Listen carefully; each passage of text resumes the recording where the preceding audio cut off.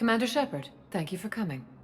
We're aware your crucible is still missing a key component, but there is a artifact on our homeworld, Thessia, known only to highest levels of my government. One of our computers. Reaper presence detected. This galactic cycle has already reached its extinction terminus. Systems shutting down.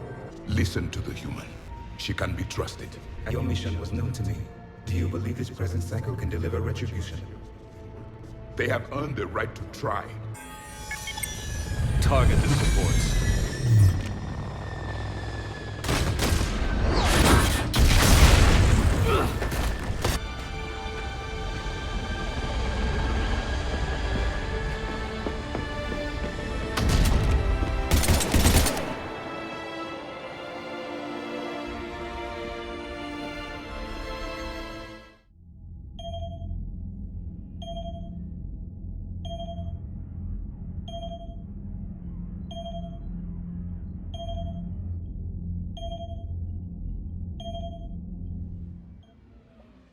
You know, every time I see or sometimes play the mission on Thessia, it still feels like a kick in the balls. I always thought I did something wrong. The first time I played it, I thought, did I screw something up? Mm-hmm. Like, and I kept playing because I was like, well, I'm just going to go with my screw up, right? That's what happens. You screw up and this is the path that happens from screwing up. I was like, did I not hit the button fast enough? Did I, whatever it was. And I thought, well, this is the path for losers. That's, I thought this was the path that losers go on. And speaking of losers, hello everyone, welcome to Arbitration Studios as we continue our journey across the whole damn thing of Mass Effect 3. Sorry I had to get our thing in there. It's okay. So, yeah, no, as it turned, and I think that was a very significant, very well done thing in the storytelling here, because really, like, the last time that Commander Shepard in the Mass Effect trilogy really experienced a hard L was when we had to leave behind Ashley, or in our case, Kaden, on Vermeer. And that was, we still accomplished our mission, it was just at a great cost. In this case, we lost. We got our ass handed to us, and that is the first hard L. And I think really the only hard L that we get in the series, unless you do something like screw up someone's loyalty mission in Mass Effect 2, because there's a handful of those that can be screwed up. So. Oh yeah. But moving on to where we are at the refugee camp sanctuary, and it's one of those things. If you've been paying attention to the background chatter in this game, you hear about this place. Right. Everything from people who think it's their only hope to people who are really skeptical about it. I think one Volus says, oh, I'm sure there are prefab shelters and nutrient paste there, if that's your thing.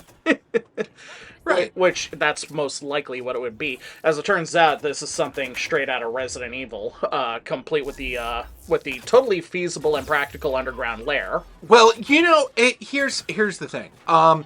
If you have a game that has a evil villain, and he does not have a ridiculous underground lair, is he even really trying? This isn't like a Soviet submarine base in the Arctic where you can buy one of those off of Zillow for like $250,000. I've actually been to one of those, funny enough. I've been to it.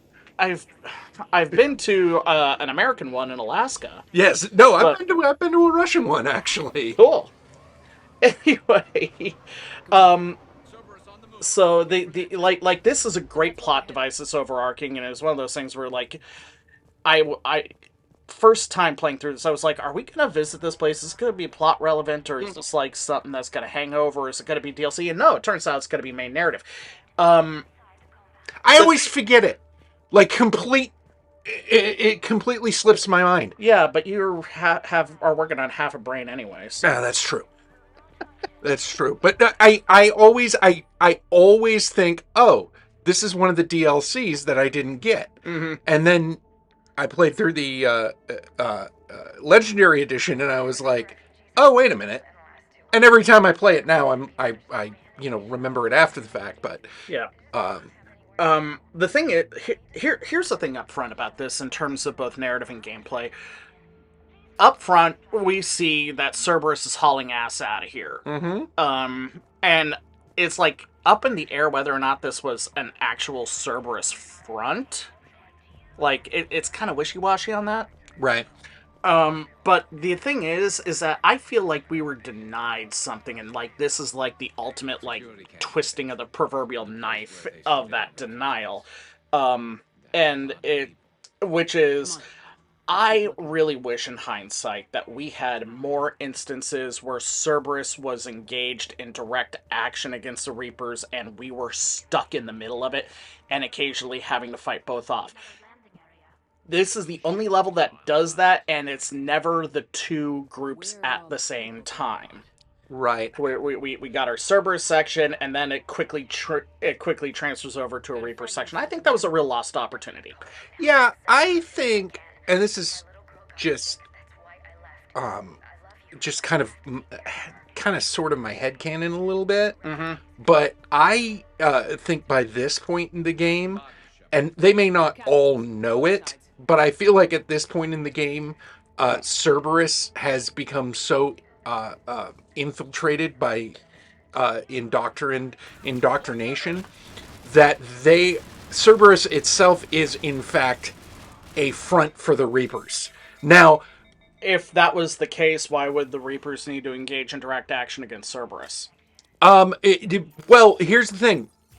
Not all Cerberus is such a huge organization, with so many moving parts that some of it doesn't know what the left hand doesn't always know what the right is doing. exactly.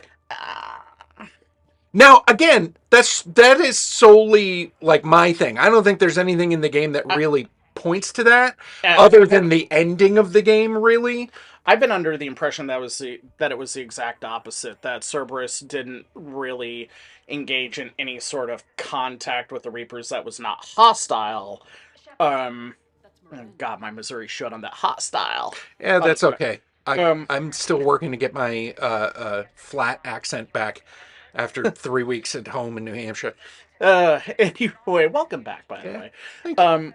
But it's the my impression was always that the elusive man didn't work with the Reapers until it suited his needs, which was to get the Crucible, i.e. the Citadel, spoiler alert, kiddos, for a 10-year-old game and a 15-year-old franchise, to Earth, because that's where everything was. Get everything in one place for him. I think I've heard it, and I think I agree with it, and that is that the elusive man was indoctrinated pretty much the whole time. He was definitely exposed to Reaper tech going as far back as the First Contact War. That's why his eyes are the way they are. And I think that the Reapers kind of play the long game with him, and that it's all it all goes in line with their, hey, let's make sure people develop technology along one simple path, because if they develop, I don't know, like Star Trek type technology, then they'll walk all over, they'll mollywomp us when we come back. Starfleet, the ultimate masters of logistics. Yeah, it's like, what do you mean they can turn energy into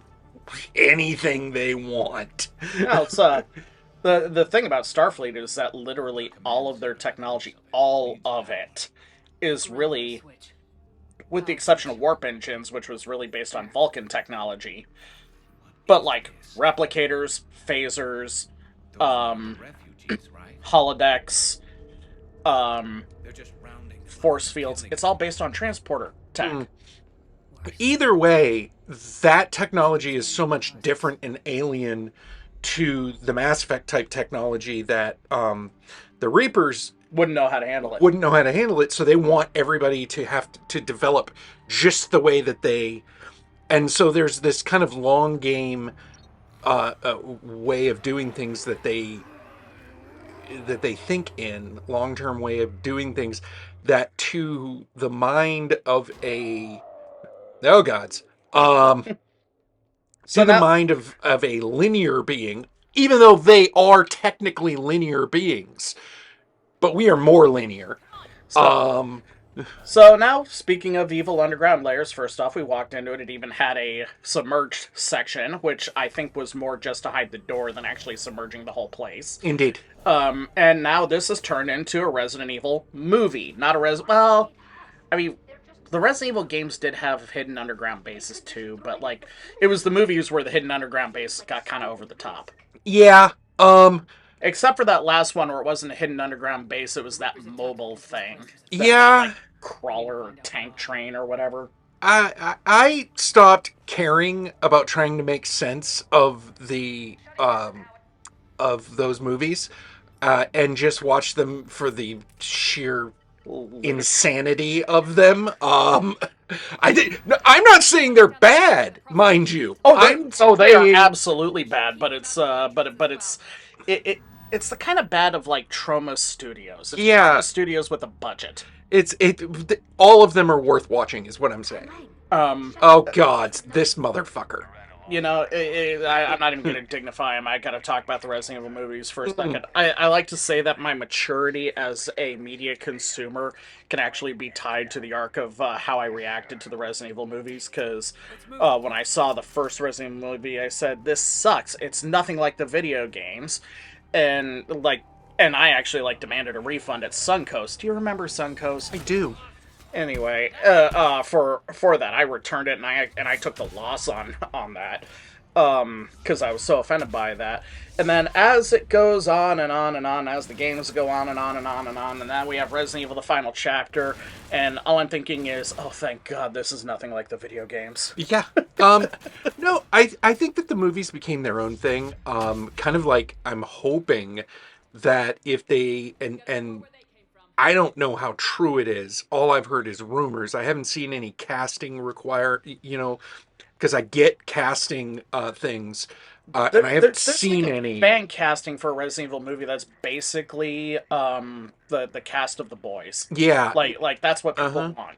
No, what I'm saying is that if they do make a Mass Effect, even though I've heard rumors and I've heard people talk about it, property for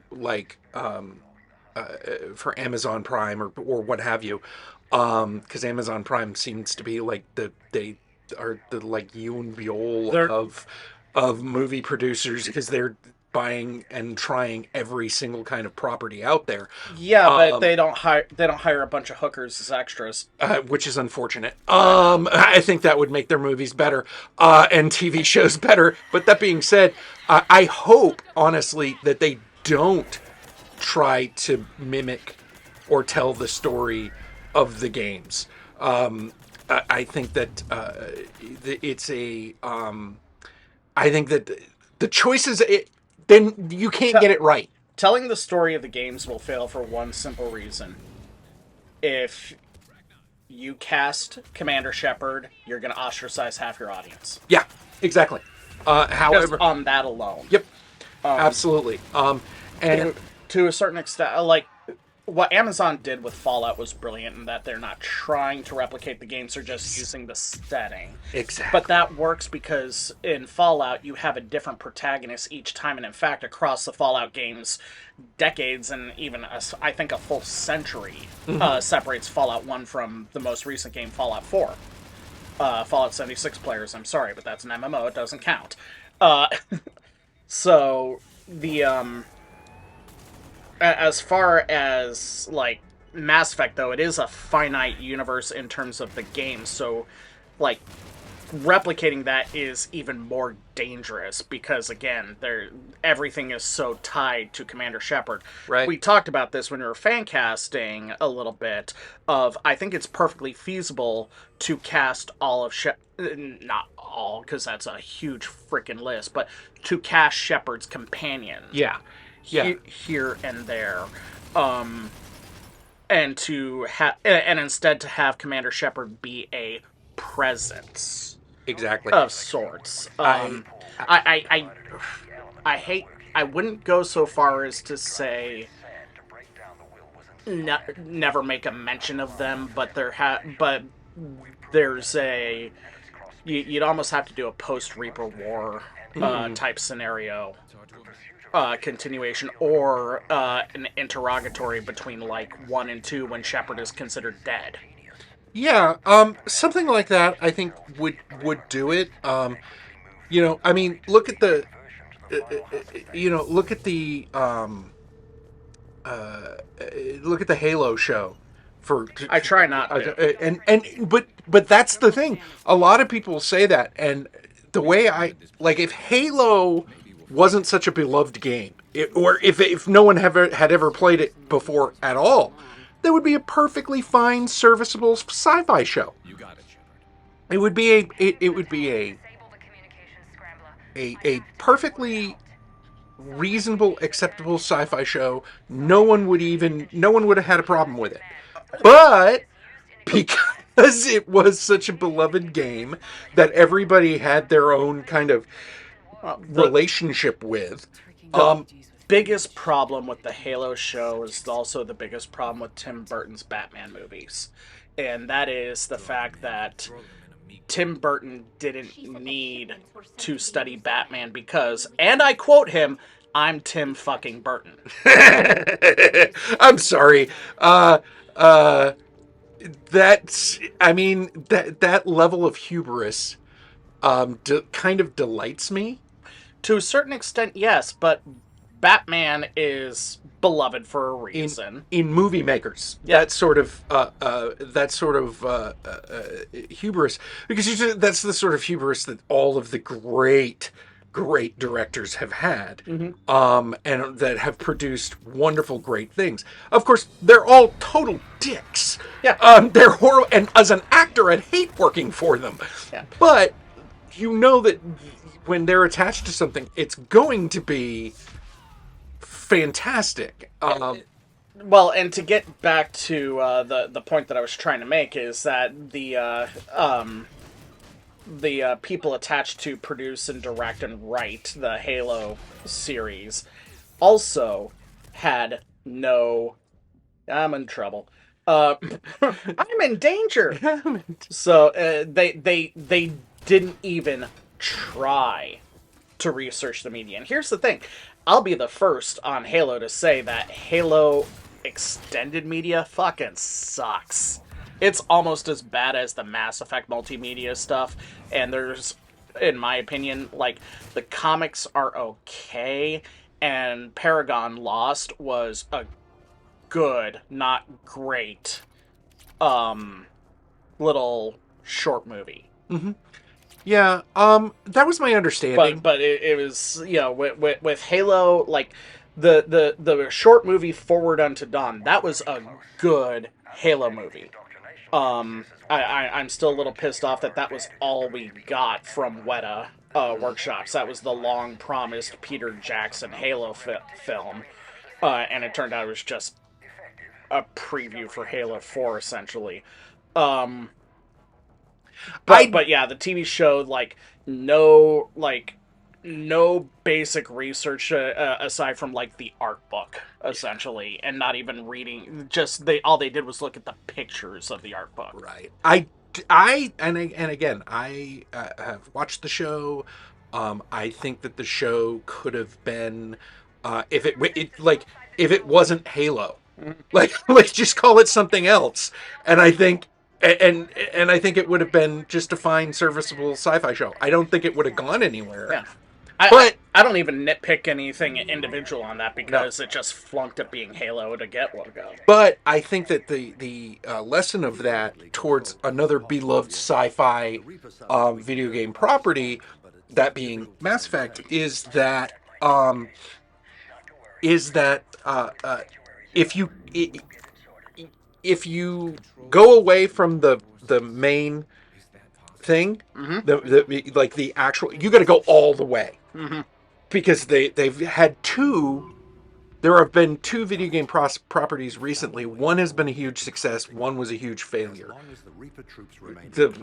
And I wouldn't even call it a huge failure, but one didn't do great. Halo didn't do great. And The Last of Us. The Last of Us did amazing.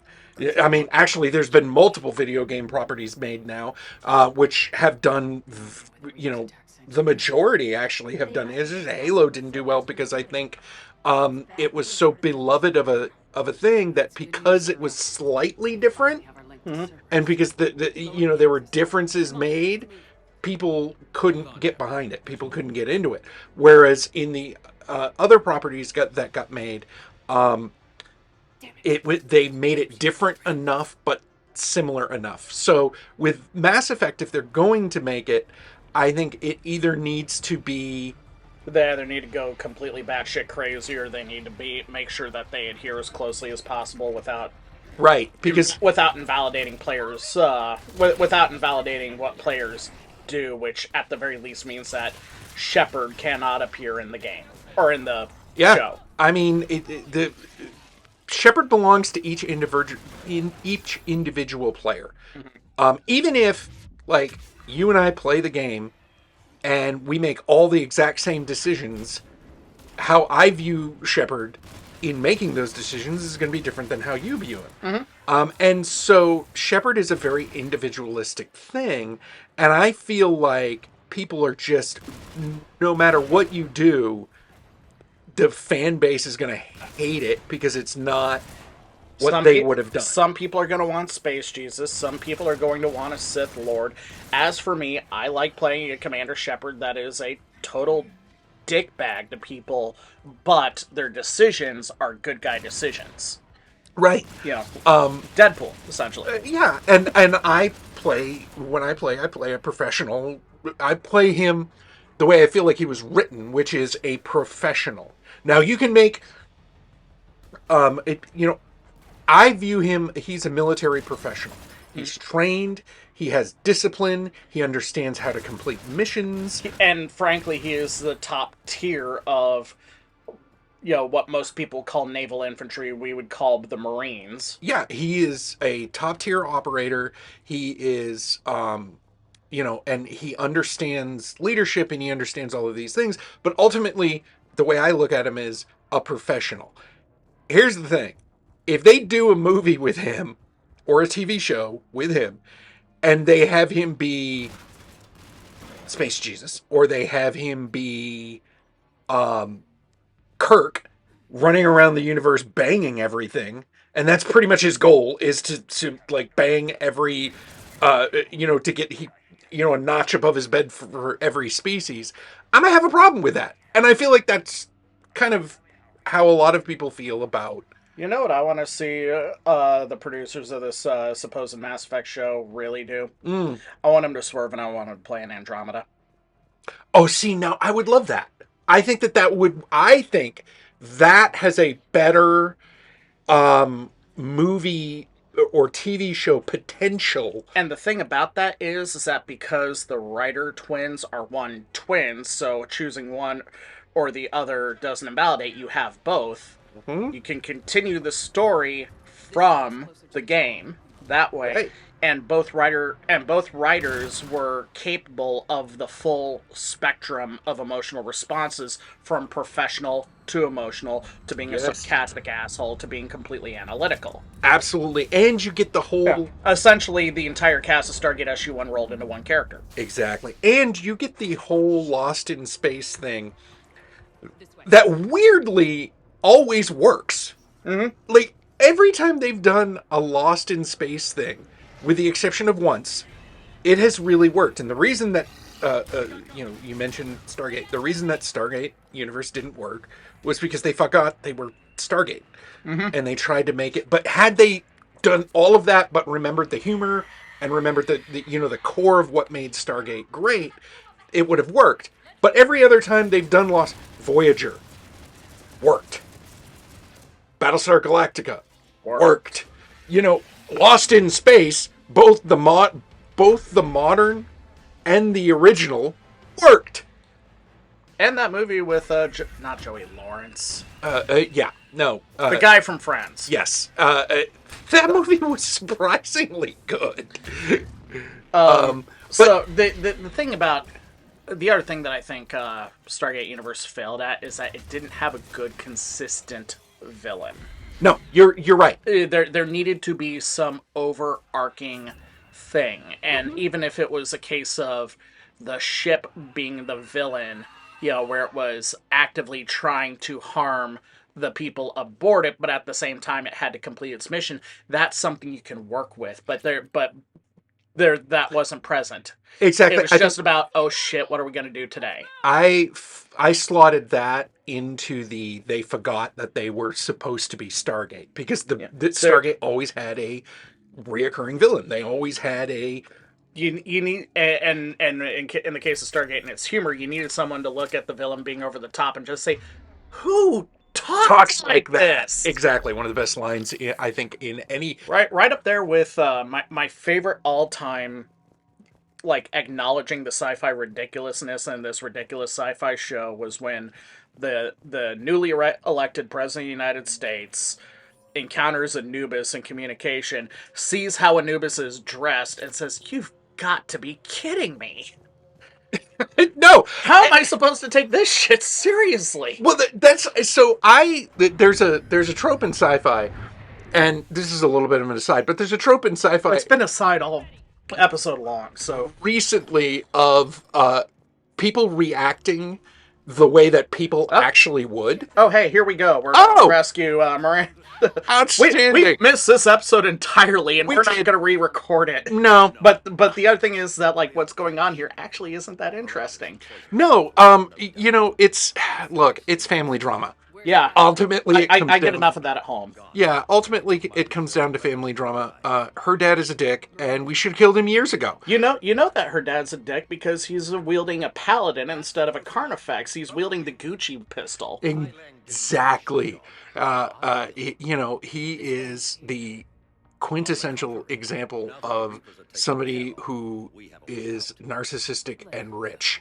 And that's why we're going to say you money ain't buying you out of here. Yeah. Now, me personally, I just put a bullet in all of them and call it good. Oh, I just threaten her. I just say there is no. Right now there's a bullet with your name on it. You drop the hostage, I'll let you live. I want to emphasize that. I'll let you live. But I want out alive. Miranda here.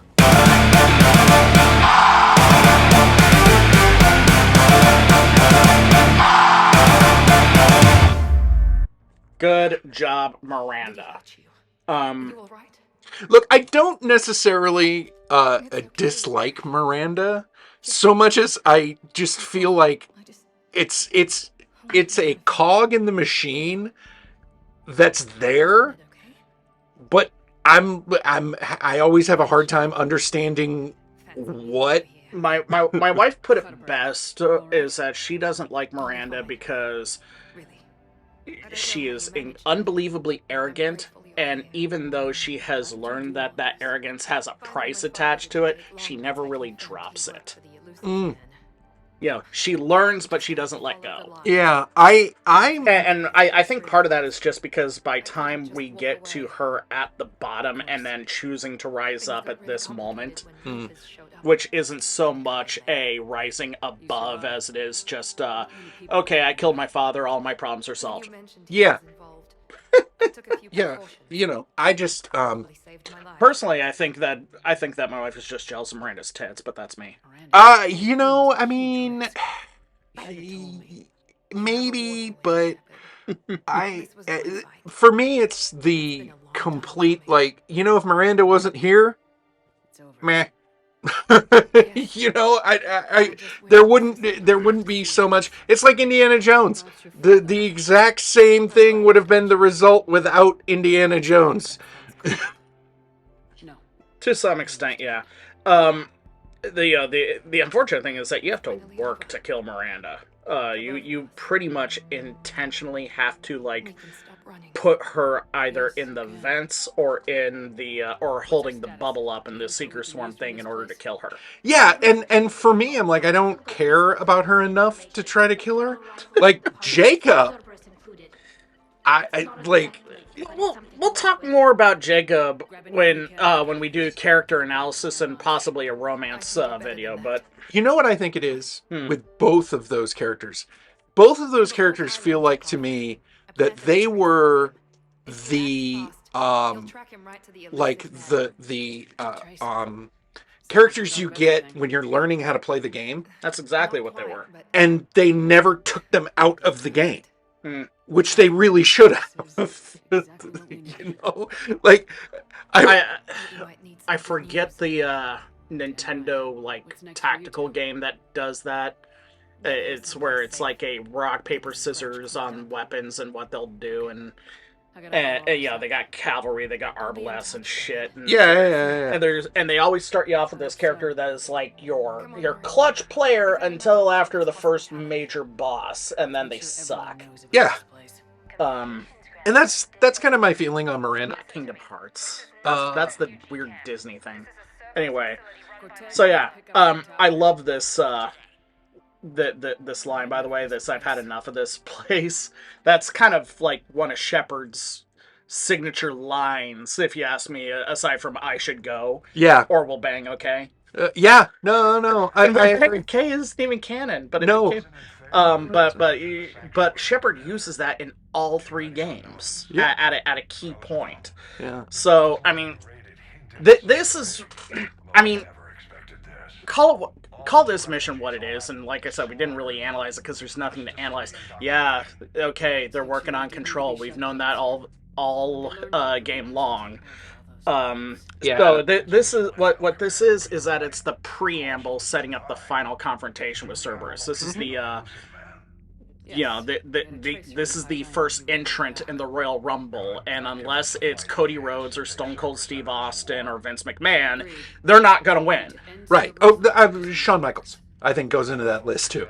But I mean, just no. I don't think Shawn Michaels was ever in a position where where like it was intentionally sabotaging his career like that. But Anyway, the big point is that it is just like, okay, fine. Yeah. We got to take care of this shit. Yeah, we took care of it. It's done. It's out of the way. It's more impressive if we were in a relationship with Miranda, because then we have personal stakes involved in it. Right. But I have never pursued a relationship with her. I have. It's not a bad relationship arc. It's not Jacob. I mean, that's fair. And then here's Tali. And probably, like, I don't know if this is, like, a favorite scene among Mass Effect fans, but it's one of my favorite interactions with Tali. Oh, the induction port. Yes. I'm toasting Miranda, I think. You don't drink that often, do you, Tali? Yeah. I My livers have been naughty, and they must be punished. Wait, livers? You have more than one? Wait, you don't? That's a straw. Well, we never really got into comparative anatomy. No, we didn't. We do know that Morton asked how many livers humans had. This is true. Like, functionally one, but it's like three parts that are like kind of glued together. And they regenerate. Not quickly. I had to explain this to one of my agents. It was like, because now hepatitis C can be cured. So it's like, well, liver cells can regenerate and regrow and repair damage, right? I remember learning that in high school. It's like, yeah, but you're talking like this. Your individual was brought down to like 10% liver functionality before he got Hep C, and like by the time he dies, he'll be up to 12. Sometimes that's Yeah, I mean, So, it's it is poor Tali. I feel this because I have a very complicated family relationship. I work in a family-owned business, and my family owns that business and whatnot. So there's a whole lot of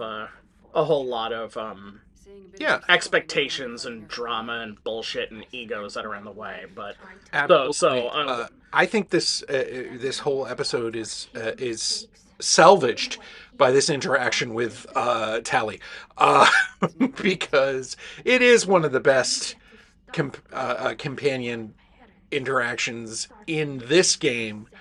Um, I think. That one's at the bottom of that glass. well, we got one of the best character interactions, companion interactions. But you know what? I think we're gonna let Tally take our toast out. Indeed. And I'll just